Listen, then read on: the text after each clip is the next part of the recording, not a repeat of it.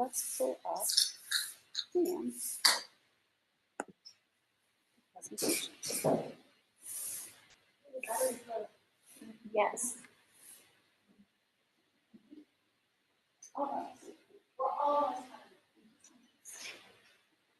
We'll get there.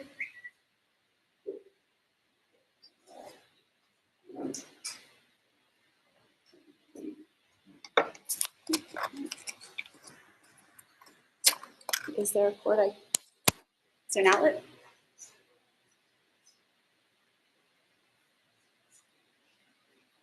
Is there an outlet? Or is there going to be an extension? What are we trying to do? Just trying to put in Oh. Is there a extension?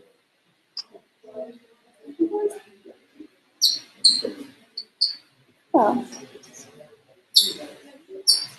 let's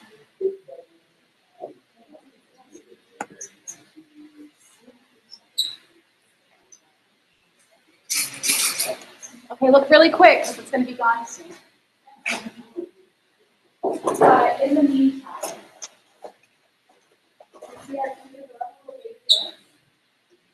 they're the heart of our work. So I working with the department. We partner with the Chickasaw Nation. The Chickasaw Nation has folklore that they are of the soil. That they are. The idea is that there's the origin story of the Chickasaw starts like this. There once was a crawfish, and this crawfish swam down into the primordial depths of the ocean and brought up the very first land that ever was.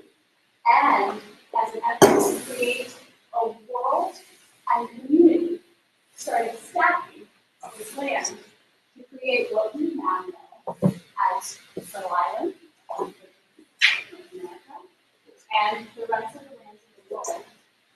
So we believe that when we work with the soil, we work with ourselves, and that it is the first and most crucial of anything that we do is to build and restore soil. If you think of it as an ancestor or a relative that we work with. We're trying to share your screen. Awesome. Did it work? No, we didn't. Yeah. Good. See?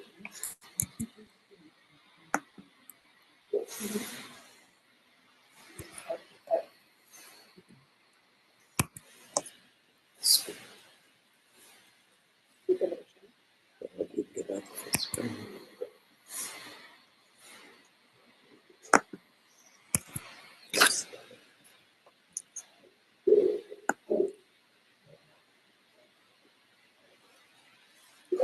Okay. Don't worry about it. Go ahead.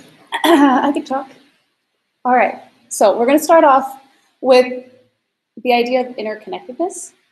So at the heart of our mission is the idea that everything is connected. So we are connected to the soil as we are part of it.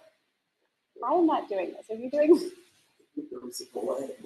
That makes sense. Yeah, if you go to Zoom. Yeah, I can do. Right with y'all.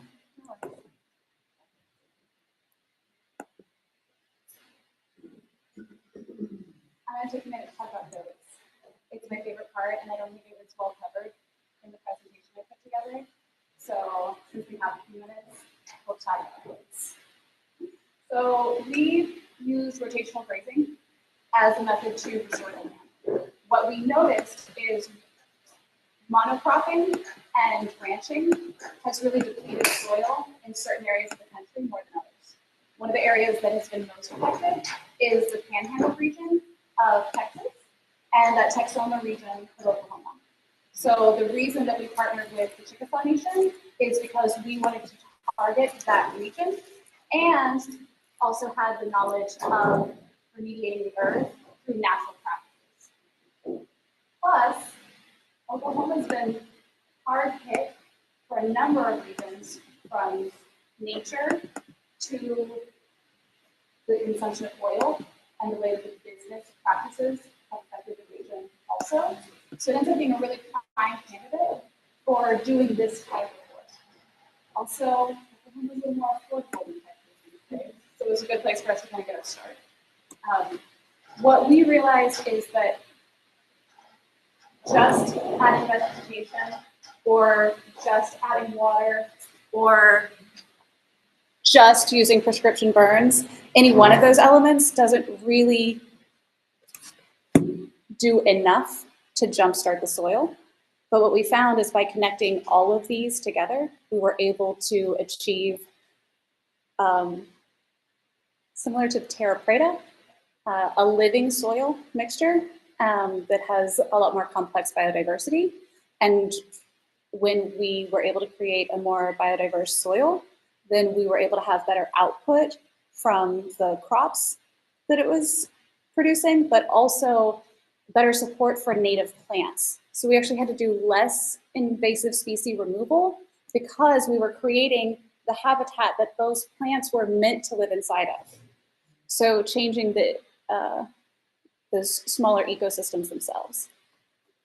I touched a little bit about us being people of the mud. We learned a little bit more about the folklore of why that is our crawfish. And then a lot of the culture of the Chickasaw is built on the principles of reciprocity. So the idea of being connected to a culture, and that by being a member of that culture, or simply by being at all, you are contributing something, and you're gaining something, and you're healing something inside of yourself and amongst whatever you're participating with.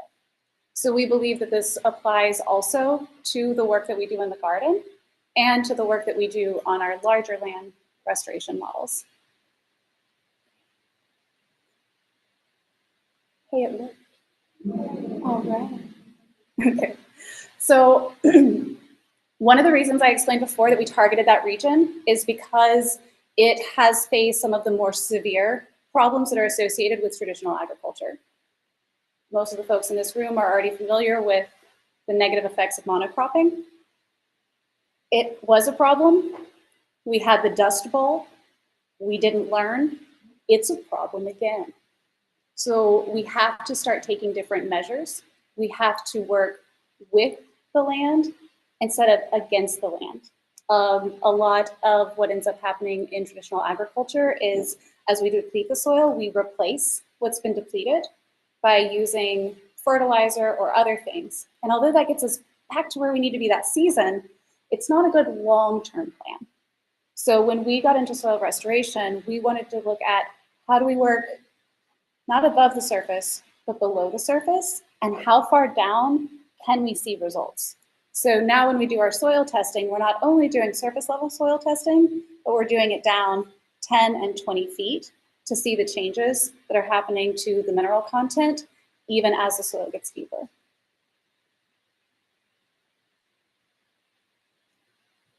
So we use sustainable agriculture as an alternative to traditional agriculture.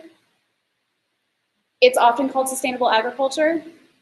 Now, we like to think of it as ancient techniques that we just kind of stopped using for a while. But there's no reason that we can't start back up again. So what we realize is that having a closed loop system or making sure that the practice that we're doing now purposefully and positively benefits whatever the next step or the next point in the cycle is. So when we're doing this work to restore the soil, it's also crucially important that we're studying the land ahead of time so that when we have rain, we're capturing that rain and letting it stay and rest into the soil. So part of the reason why we're restoring these layers is so that they can absorb more water. We also have to give them the opportunity to absorb that water by making sure that when water comes, it's able to cool long enough that it can absorb into those ground layers. So when we go and work to restore land, especially land that's dry or seen drought, what we do first is we work to create good soil so that it can absorb. And then we also work with the terrain to funnel the water towards those areas so they can cool underneath. Another reason that we use the combination of the hardwoods and the biochar in those layers is so that it's essentially creating almost its own compost tea underneath. So instead of the plants being fed by the rainwater that falls, they're being fed by rainwater that then has existed inside of kind of its own compost tea generator. So then the nutrient content for what your plants are absorbing is going to be much higher. And as you guys know, if it drinks good things, it puts out good things. So if that's what your plant is drinking off of, then your blooms are going to be better or your vegetables are going to be more nutrient dense also. So we use rotational grazing. This doesn't work in every lawn environment, but we like to use it. What we realized is that by moving animals through the area, we're able to disturb the earth. We're also able to train our animals to be targeting invasive species, so it's less hand removal. And then the animals themselves are creating instantly fantastic compost or soil. So we use a combination of goats, which I mentioned before are my absolute favorite because they're fantastic animals. One, they're fun. That's great. Secondly, they are the best. Their stomachs, the way that they operate inside of their body is different than horses. It's different than cows. It's different than the chickens or the pigs that we use. Because they're rudimentary animals, the way that they digest the food, it turns it from being organic matter to the best compost in one of the shortest times that you can make that happen with anything, right? So you're out there making compost, my goats took care of it in no time flat, right? So what's great about that is it's also not considered hot compost. So you can use it instantly. You can use it as soon as it's available, I guess, and it mixes right into your soil. So that's really great for us because you're not having to wait time in between. You can use it to mix into amendments, but we like to use it because it's a good last step through the meadow. So typically what we do is we come in with pigs first, and we have a specific breed of pig that we like to use. It's a Julienne pig. They're oftentimes called mini pigs. There's no such thing as a mini pig. There is no such thing as a mini pig. Do not buy one. Do not get one for your adorable nephew, granddaughter. It's a bad situation. Pigs are fantastic animals. They do a great job. Julienne pigs, we like them because they're a little bit more similar to a goldfish, as in they're going to become the size to the environment and the diet that you expose them. So if you give them a lot of room to roam, they're going to be a little more muscular than what you think of as a farmer pig. And then if you control their diet, or if you help train them to certain areas, then they're going to have a leaner profile, and they're going to be able to move more earth for you as well. So we use them, the Julienne pig, what's great about it is that it roots a bit, but it doesn't destroy the earth. So it doesn't use large tusks to create big divots, but it does, as it goes through and roots for its forage dinner, it will disturb the earth just enough that it really helps to break up those harder soils that have those cracks in them. And pigs, even if it's dry, they'll figure out a way to make mud. So that's another great thing about them is once there is rain, they make sure it gets saturated in on themselves, you, and the dirt as well.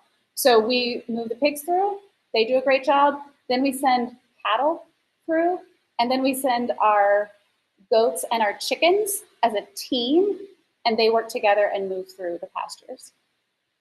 And by doing this, we've been able to restore the grasses that natively grow in those pastures. And we took what was a dry creek bed, and now it has water moving through it 3/4 of the year. And then even in the summer, we're able to utilize the creek bed area to grow mushrooms because it stays cool and moist enough. So by making small changes and by utilizing the animals that we had, moving them through the land, we're able to now utilize more portions of the land as well.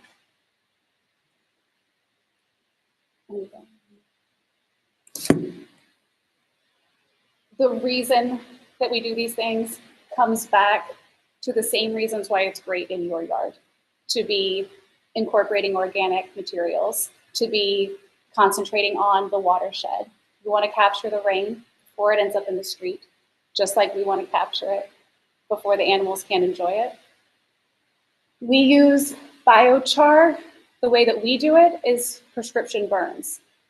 Biochar is excellent in a front lawn garden as well. I don't suggest you all light your front lawns on fire, but I wouldn't have a problem if you did. Now, what you can do instead is you can take biochar and put it into the lawn, and it'll help to jumpstart and bioactivate your soil. When we made our meadows earlier, the compost that you have is infused with that biochar. So that's a great way to get the same sort of elements, but into your home lawn. The main reason that all of this is happening is to improve the soil, but also to cut down on the losses of soil. You know, when we have those rains that happen here in Central Texas, especially in the spring, especially when we've had a dry fall, and they come through and they really take off a lot of that top layer of soil if you're not careful. So if we can create lots of little hindrances to capture that water, you're in a great spot. It applies just as much to a lawn in the city as it does to our land in the rural environment. This is the same thing. Water is key. It not only helps to cut down on flooding later by having soil that's ready to absorb water, but it also, if you're picking native plants, like the wildflower seeds we used before, you're setting yourself up to have soil and lawns that are going to work better in the long run. One, because they're suited to this climate, so they can handle the droughts in the Texas summers. And then two, because they create a really deep root structured system. So typical long grasses have 4 to 6 inch root depths. When we start working with native plants and specifically native wildflowers and grasses, you can get root systems that are 20, 30 feet deep. So this completely changes the structure of what you're working with. You're no longer worrying about making sure that this soil is moist. You're making sure that your water table is full. And that's a lot easier to maintain plants over the long term. And they can even get dormant in the heat of the summer, but they'll come back again in the fall because their root systems are being fed the entire time. So what you want to do is start trading out for natives. It's going to encourage you to have those deeper root systems. It's going to change where the water table falls on your property. It's going to make it more successful for the whole lawn. Because what it also does is it works like a straw, drawing up moisture from beneath to redistribute it through the rest of your topsoil.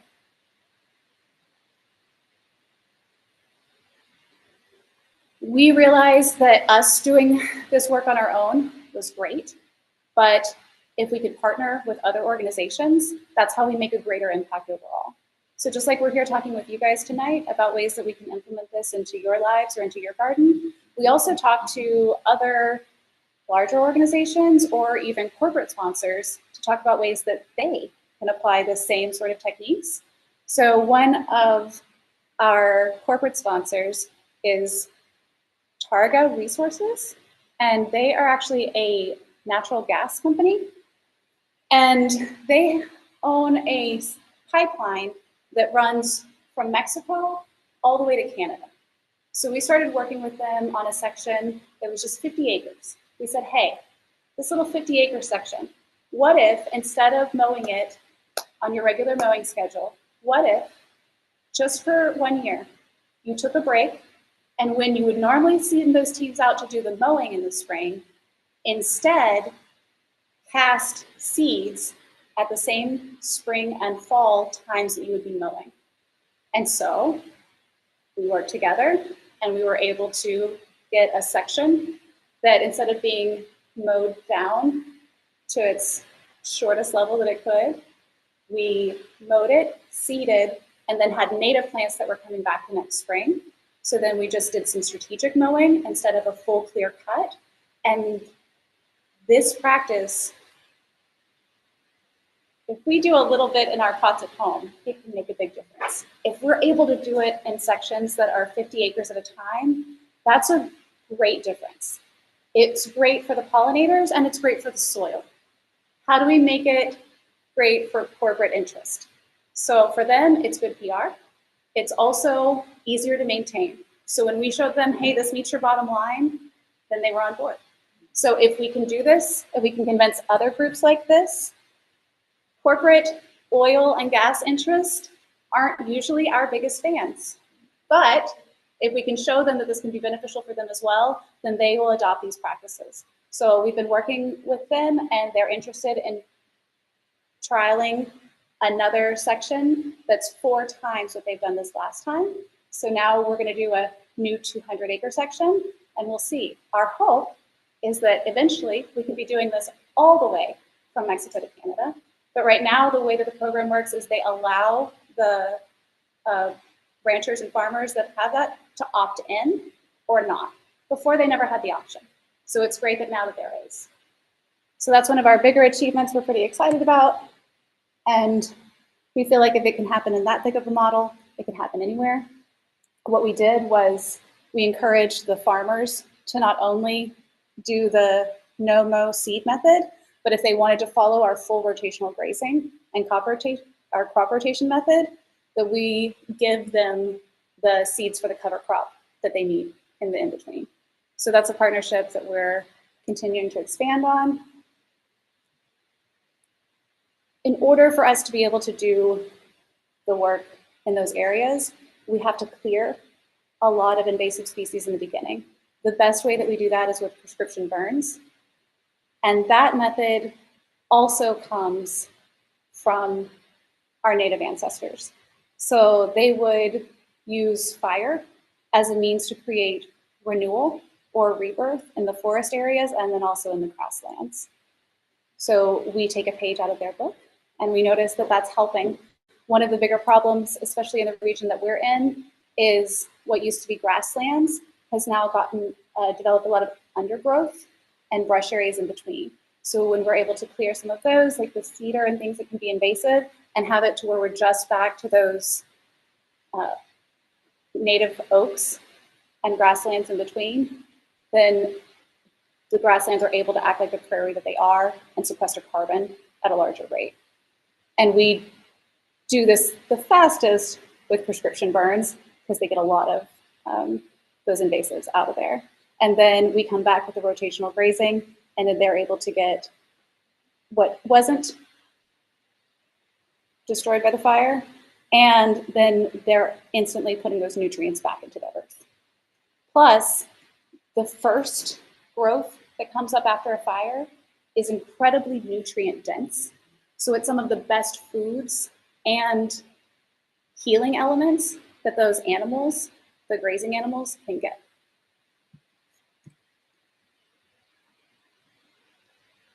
We work with folks like you with lawns.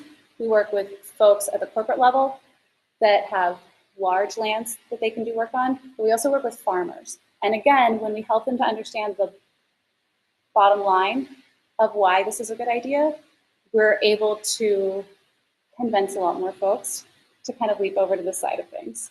So what we've noticed is that by showing that sustainable farming gives savings, because you're not spending that money on fertilizers and extra amendments, the crops that you're producing are more nutrient dense, and you're getting more of them because the plants are able to do better in the soil that you're creating. So they're getting higher returns, less investment back into it, and they're able to now apply for more subsidies than you used to be able to get with conventional farming. So we feel like these three together really help us to be able to get farmers into this operation. We create lease agreements with farmers that have existing land and show them by implementing our model, and then they can adapt that model on their own or extend our lease, and we'll continue working with them. In addition to the corporate relationships that we have and working with folks like you all, we have created some university partnerships, and we also have free STEM education classes and events. And we work with nursing homes and retirement and rehab communities as part of our lifelong learning series. We believe that the way for this practice to be fully adapted and accepted is to be hitting all of the population. So we want to make sure that people are educated. We know that this knowledge has existed long before any of us, and that if we can just remember it a little bit, then we can put it in practice. And so all we like to do is remind people of the truth that you probably already know inside somewhere, and then we help create some structures and practices for people to follow to integrate those into whatever gardening practice that they are already using. What we have found is that that guy and all the rest of us, if we work together, if we work with the universities, if we work with the preschoolers that are just interested in butterflies and flowers, if we work with folks that have been gardening for 60 or 70 years and have some real knowledge to help implement to all the rest of us, when we combine these groups of people, we're able to learn from one another, and we're also able to achieve more than any of us would be able to on our own.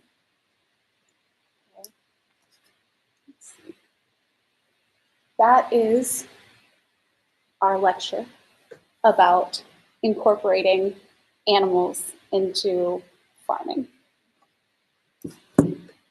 Where are we at on time?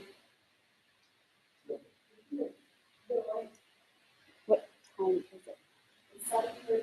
Excellent. Okay. So we partnered with the University of Texas to show how we implement this structure or system. And he helps me.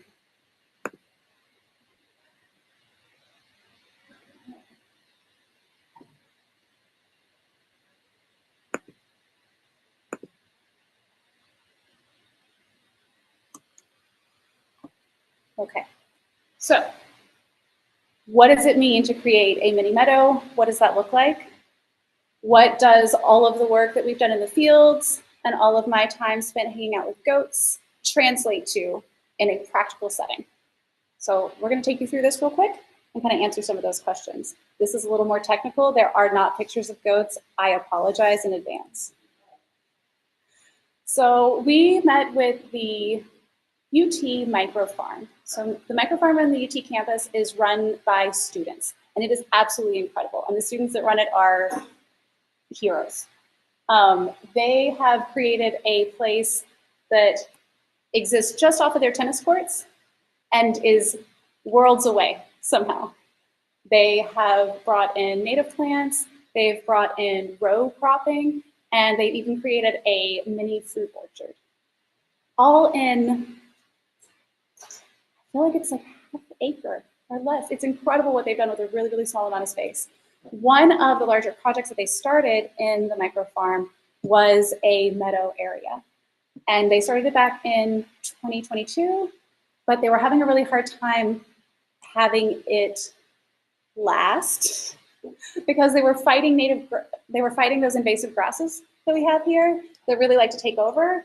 And they are able to only visit at the times when school's in session, and then for only so many hours each week.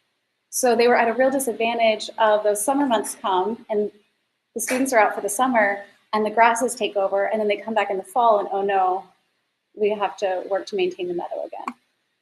So we started working with them to try to tackle that and create what could be more of a long-term maintained meadow. So this is a practice that's similar to what we do in a lawn or in an urban setting, not so much in our rural environments. So what we first noticed was, you'll see here, they had tennis courts that created an impermeable foundation. So what you're having is tons of water runoff. And then where does it go? Well, it sure would be nice if we went to some permanents. So what we did is we found where the watershed was, we redirected it, and we used a little bit of a moat to create a grass zone where the watershed was rerouted towards the meadow. So we noticed it had runoff. We tried to capture that. We did it by redirecting the route.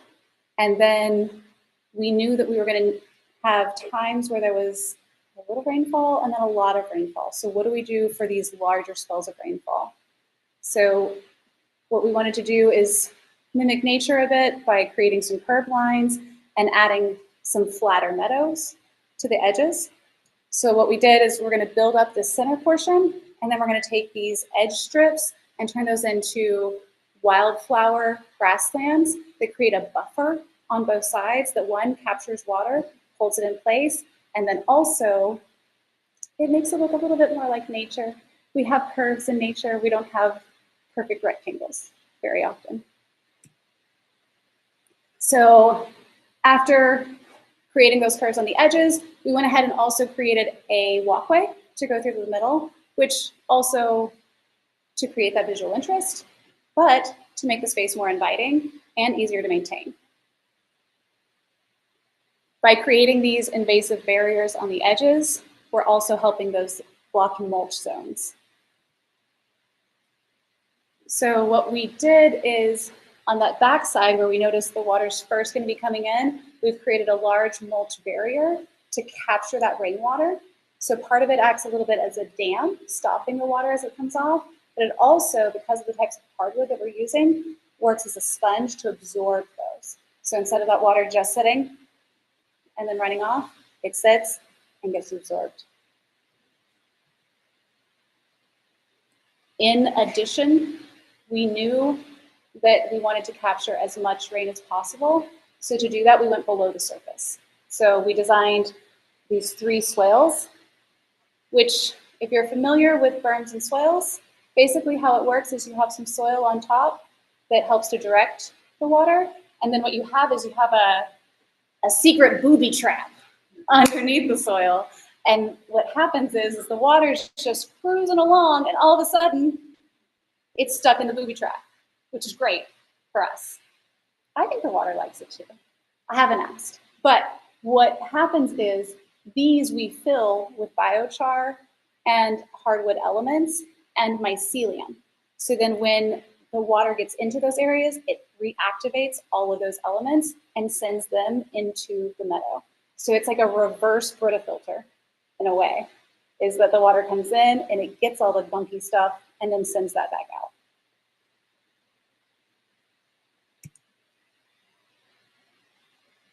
In order to make these swales the most effective, we created not just a solitary berm as a dam on the front side of it, but we created a system to capture and redirect even more runoff into those underground swells and then stop them in the front with a barrier that also helps to create the curve for the path that we made.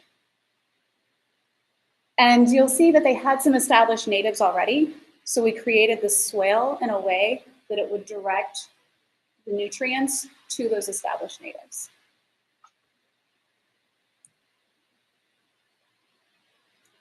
One of the things that we had to do to be able to create the layers that we wanted and to hold the water in the places that we needed was to create these extra patches. Also, in an effort to block out the grasses underneath, we put a thick layer of cardboard and a very thick layer of mulch, more than what you would normally do when planting. And the idea is that it created a hot effect that after a full season of being left, it cooked what was underneath, and then we didn't plant down into it. Where we wanted to plant on top, we brought in new soil in patches. So then what's establishing on top doesn't have undergrowth from the grasses. So if you guys were implementing something like this at home, you do the same thing. You put in a nice layer of cardboard, you put in mulch, you bring in separate compost and soil mixed with your seeds.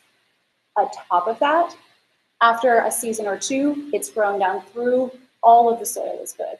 But that's the way to kind of jumpstart things.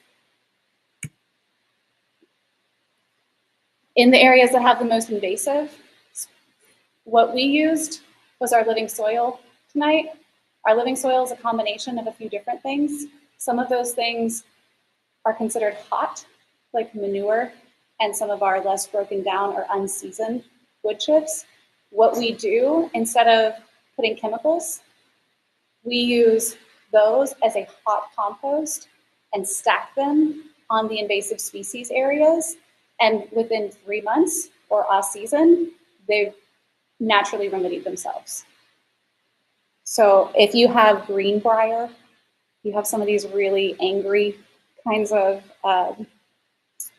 vines that keep coming into your area, you can use hot compost or some of these amendments as your edges to naturally kill it back.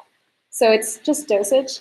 Everything is moderation. So what is healing can also be poison in the wrong amount or the wrong concentration, just like how soil works.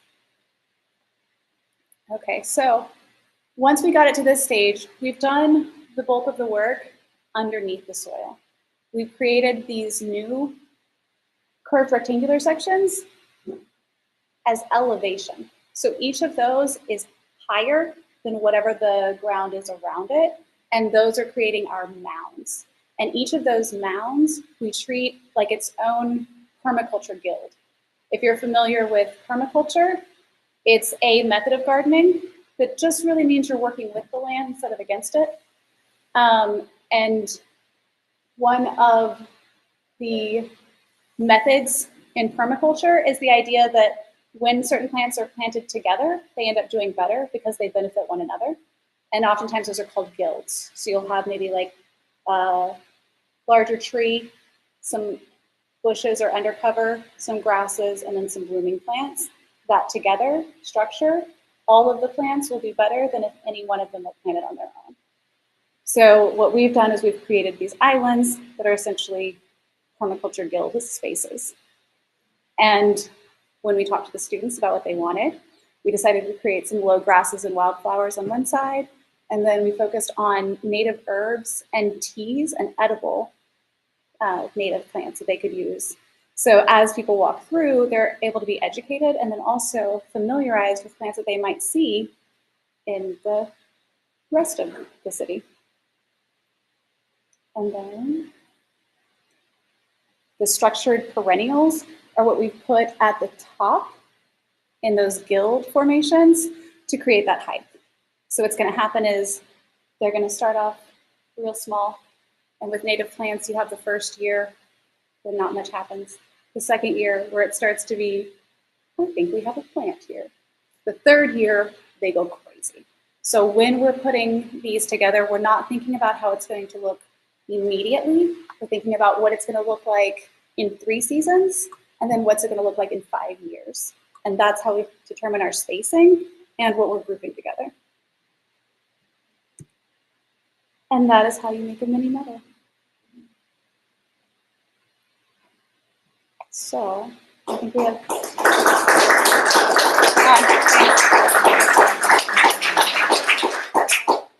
I think we have time for questions now. I would prefer if they're all about goats, but I'm willing to answer any questions that you have. Okay. I'm curious. Yes. On the 50-acre plot Yes. with Contra Resources, Yes. you actually are transporting animals onto that 50-acre plot. We specifically bought ranch land that was divided by their pipeline with the idea to work together to form this partnership, because at that point we were the landowners who could make the decision of what we wanted to do with it. And we could even tell them that they could not come and we would mow it. Or, so we first set up the relationship as the owners and did a no mow, and they saw our work, and then we pitched to them, hey, can we do this on our neighbors? Can we extend this further? How far will y'all let us get away with this? So that's how we started. I have a question. Sure. On the animal movement, in the village, you Yes. have, goats. Yes, we do have goats. So we love our goats, and we work with a breed of goats that is Nubian and the Nigerian dwarf goats, so kind of mini goats is what they're called. Also, no such thing as mini goat. They are a great breed, but they don't have a particularly high fat content. So Nubians are what you would want if you were wanting to have just milk or creating butter and things like that from your milk. So we have made butter in the past. We have used milk. Our goats are not the best for that. What they do is they make great lotion. They make great soaps. So we use it for that. And then we also let the mothers nurse. We don't milk our goats until it's time to wean the babies. We feel like that works better for our production cycle too. It's even, we talk about animal movement, and you've got farm workers, you teach them how to do that. Mhm. Do they have to have these animals and continue to do that, or once they've done a few times, do they have a new cattle? Yeah, so that's a great question. The question that she asked is, when you are working with animals, do you have to have all of the animals all the time? When farmers are starting off to use this method, do they need to have their own animals to do this? So we work where we'll bring in animals and do this for folks. We also set up long-term leases on property to help rehab, and then we'll move to another section of that land and rehab it next, or they've learned and they want to do it themselves, even better. So when we first started, we didn't have any of our own cattle, but there were plenty of other folks who did in the area. So we would let them run their cows through. There's a lot of partnerships and barter systems that work really well like that amongst farmers. And so we encourage people to do that with one another. One, it helps to create community. And then two, it's a much easier method. Taking on animals that you're not prepared to be dealing with day in and day out is the fastest way to sink a ranch or a farm. So I think that having all of the animals is not a good idea. I also we noticed that having seasonal animals tends to work a lot better. So we raise some of our birds for eggs, but also for meat. And so instead of having staggered growth rates, we try to have it so that the time of year that it's best for the birds to be living outside and easiest to maintain is when we keep them, and then we harvest them at the season that makes the most sense for that. And that's a thing that farmers typically do also, so that there's the winter time or other times of the year they're not having to keep up with all of those animals.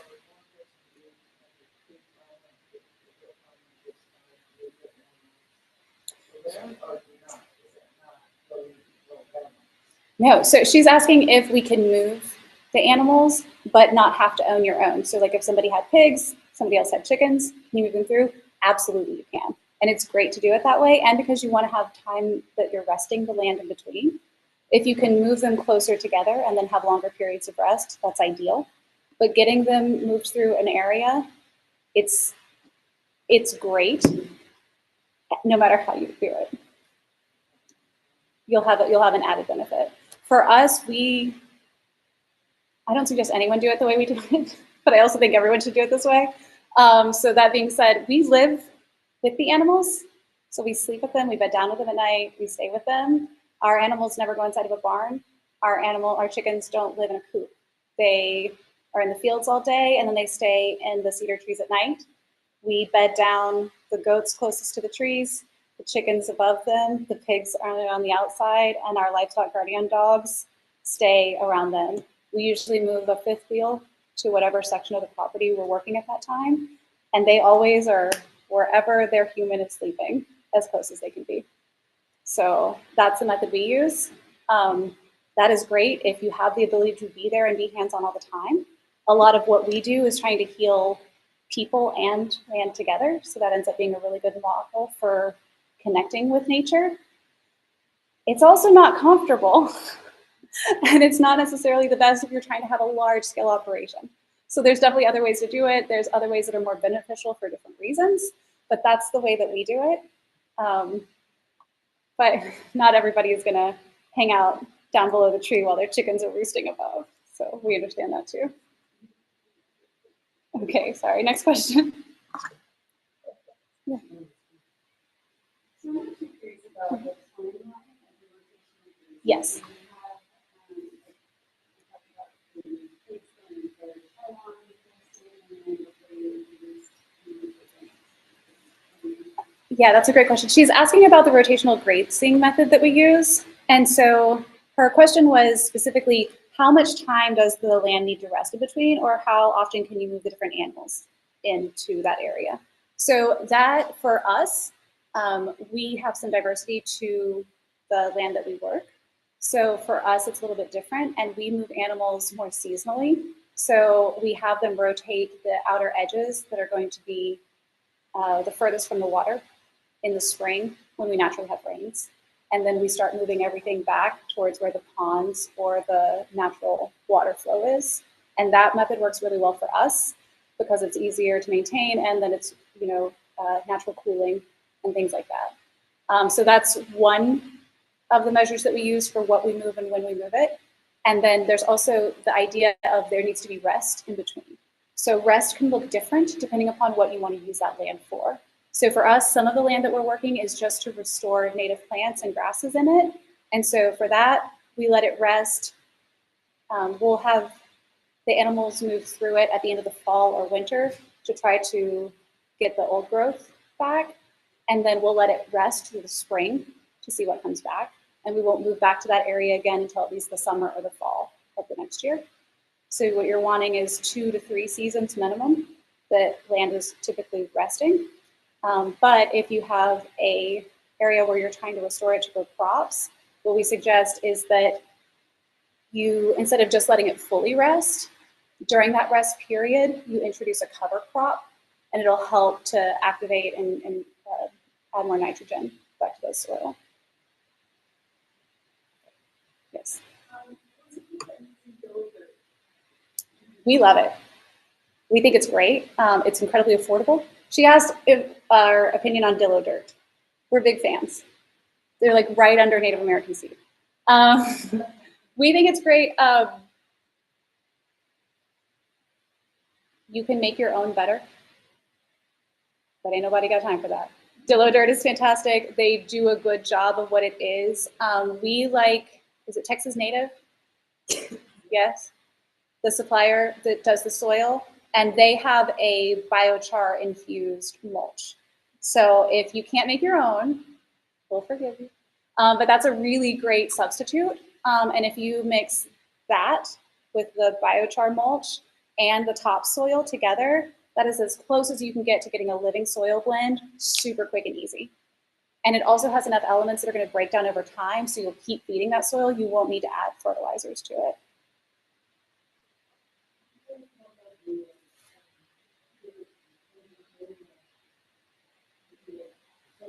Oh, what we made?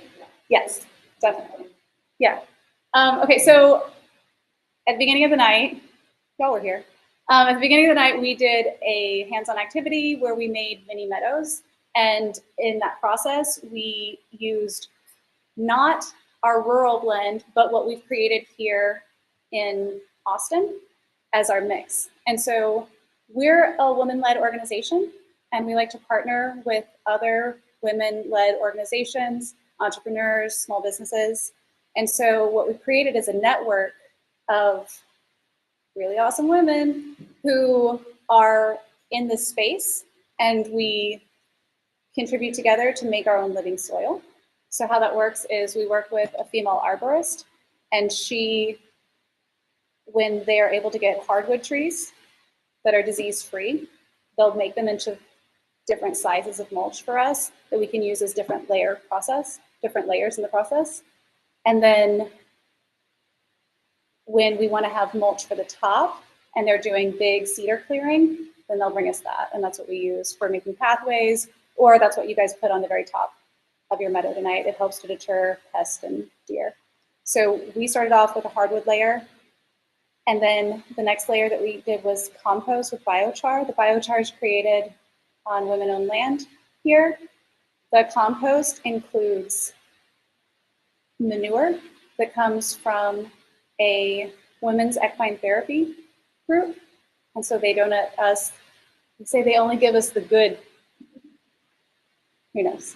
And then we have a local brewery that's owned by a veteran, and they employ female brewers.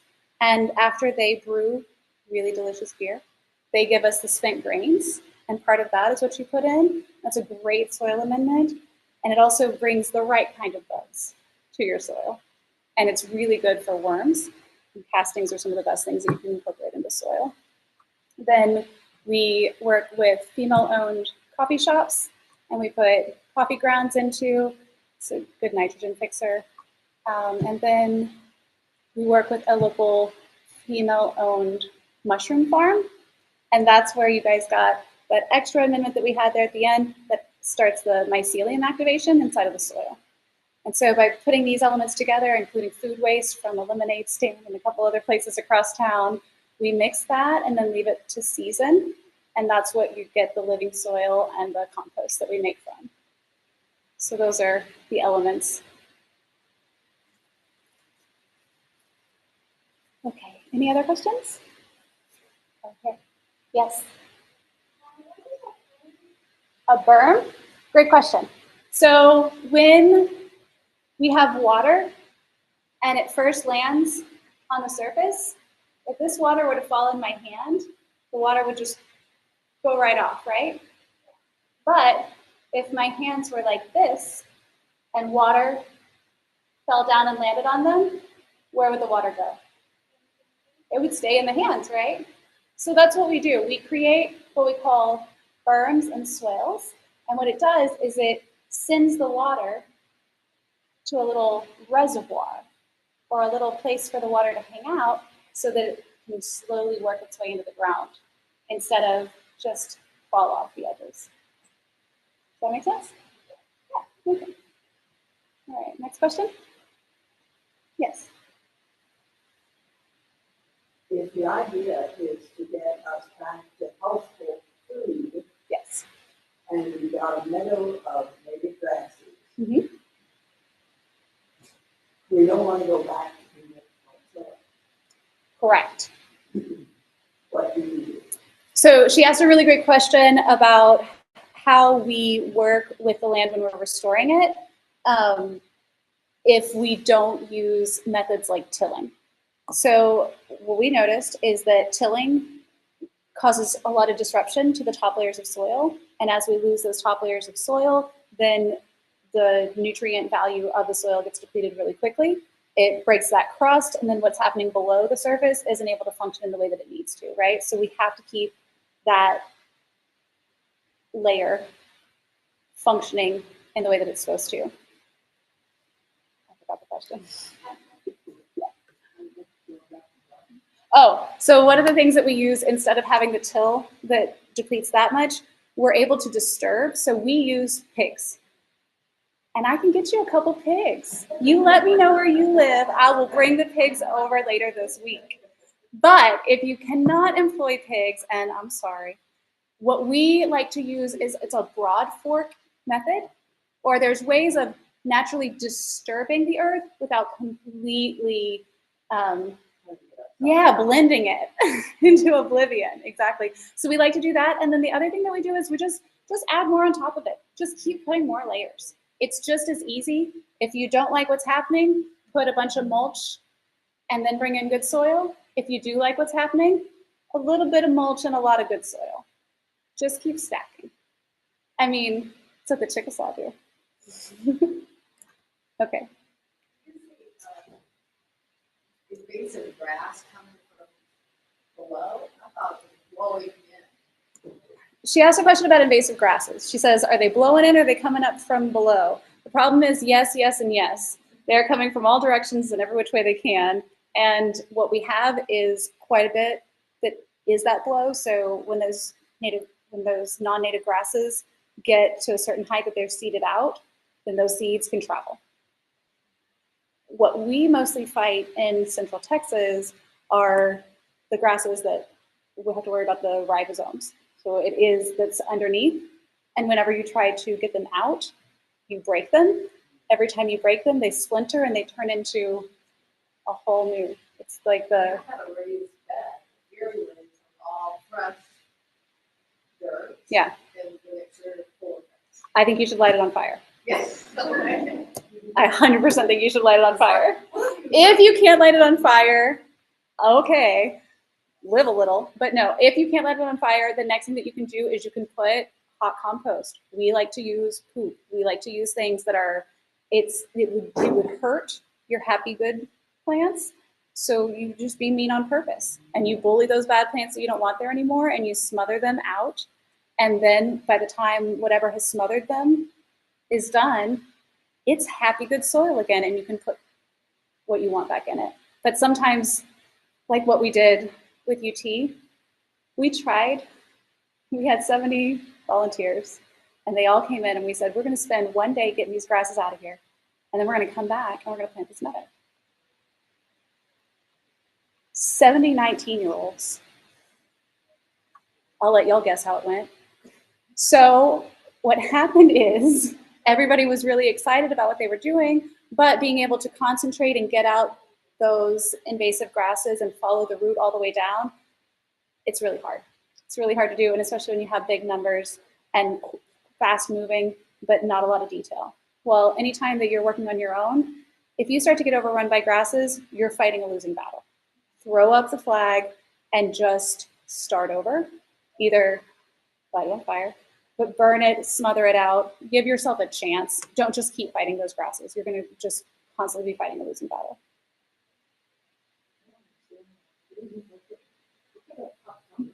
So we use manure. It's a great hot compost. So what happens is there's certain compost, whenever it's being made, it gets really hot. And that's how it becomes compost. If you let it season or take time, then it becomes really usable compost. But if it's in that in-between window when it's still hot, it can damage your plants and especially the roots because it literally is warmer temperature-wise than what they want to be existing at. So that could be a problem, but maybe you want to go scorched earth on these plants and then it ends up being a solution. So then you can use that to destroy those root systems, the below the ground problem of those grasses.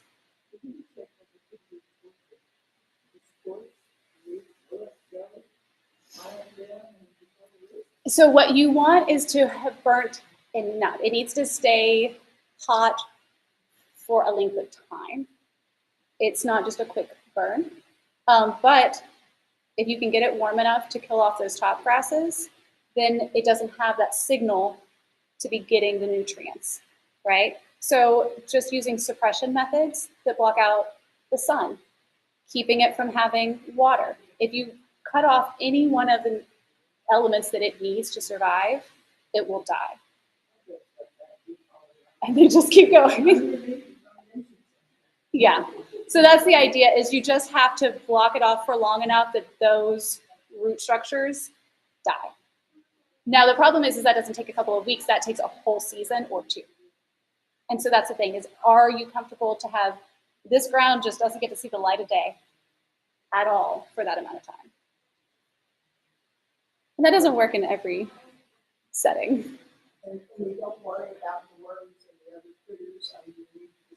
Let them go crazy. And if you want to do that full suppression method, but you still want to have flowers on top, bring in your topsoil and put it on top while the suppression method is killing those grasses underneath. Okay, next question. Yes. Back to the growing of vegetables. Yes. Has anybody tried those locals who did just planting in to the grasses on this area? Yeah, so once she asked about this method working with plants and crops also. What we've noticed is that when you restore the health of the soil, anything that you plant in it is going to do better because you now have healthier soil. So that is what we've noticed. In the areas that we did rotational grazing, we had sections that are set up for more traditional row cropping, but then we also had an area that's designed a little bit more like a food forest. And so for that, we have the natural edge of our forest, and then we just work off of it. So we come in 10 or 20 feet, and then we start planting fruit trees and then other crop vegetables. And they do really well in that climate because they have had good soil and then they've got the room to spread. But we haven't done the more traditional crops that you'd be replanting seasonally. We've done more of letting our pumpkin develop in that area, and then it comes back every year. We have a patch of squashes, and those squashes are coming back every year. So for those, we let them do what they want, and then those pocketed areas, we're seeing those come back. We have tomatoes we can't get rid of if we wanted to in a couple areas too. So that's what we've noticed, and it just had to do with getting the soil restored.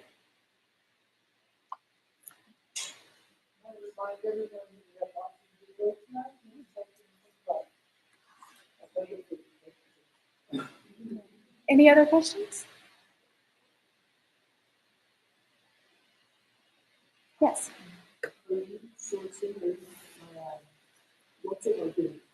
We would love to have your trees. Are you wanting to give us trees? Is that what this is? How do we source plants for this? So when we're doing the work in the rural area, we go to where the plant is naturally producing. We try to encourage it, and then we try to take and then move it. There's shared, it's mostly used for hunting, but there's shared land that the Chickasaw and the Cherokee Nation have in Oklahoma, and those you can have short leases on, but anyone who's native can go and use that land in the meantime, so long as you're participating in what are called it's essentially best practice. So best practice for harvesting natives is you never harvest the first one you see, you never harvest the last one you see, and for anyone that you harvest, you want to recognize 8 to 9 more of that.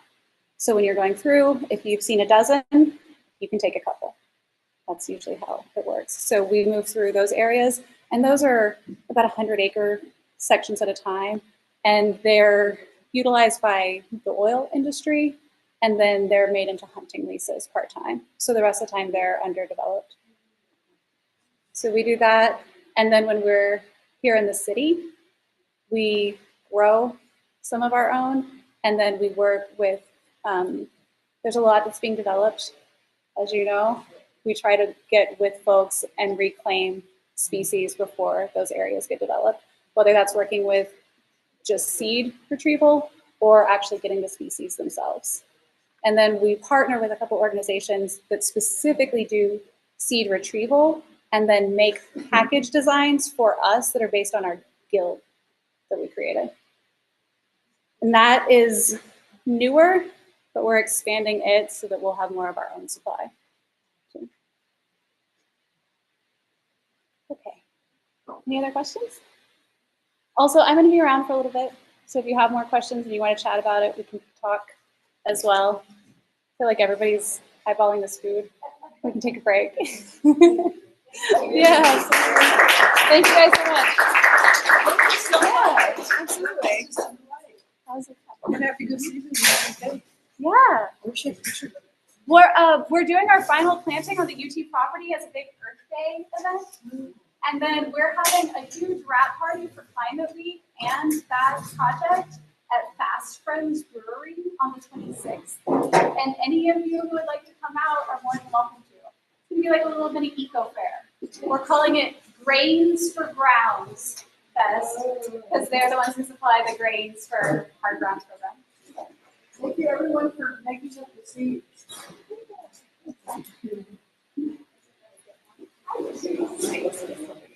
Yeah.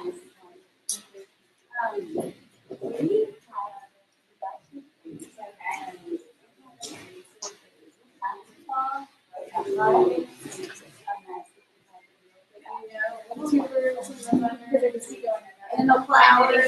Yeah. Yeah. And it's almost big enough that you don't want to get it. Yeah, it's beautiful, and it's climbing up our